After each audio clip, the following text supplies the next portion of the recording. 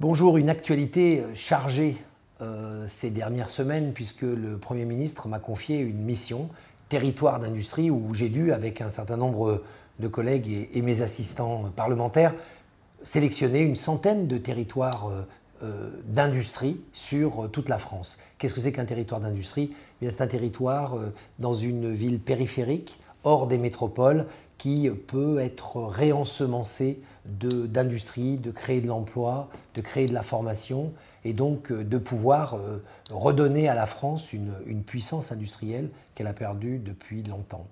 Mais à côté de ça, j'ai également participé à l'élaboration du PLF, le budget de la France, et notamment en proposant un amendement important qui vise à donner un avantage fiscal aux entreprises qui investiraient dans le numérique et dans la robotique, c'est-à-dire qui se projettent dans le futur de l'industrie. Et contrairement à ce qu'on pense, les robots créent de l'emploi.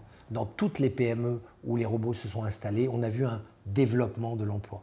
Alors c'est vrai que des films de science-fiction parlent souvent de l'emploi qui est tué par les robots qui remplacent les hommes. En fait, c'est exactement le contraire et c'est pour ça qu'il faut stimuler les entreprises à aller là-bas.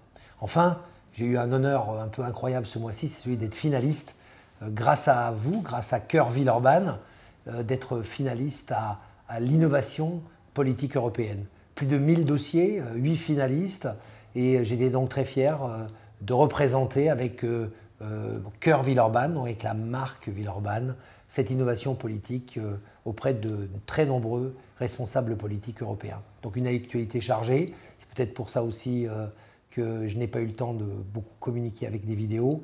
Néanmoins, j'ai aussi pris le temps d'aller sur les marchés, d'écouter également les gilets jaunes et de prendre aussi conscience que le mouvement des infirmières, qui nous aide tant, est certainement un mouvement qu'il faut écouter. Donc on travaille, on écoute, on avance, on essaye, parfois on se trompe. C'est une méthode, en tout cas elle vaut mieux que celle qui consiste à ne rien faire et à laisser la situation telle qu'elle est, c'est-à-dire trop dégradée.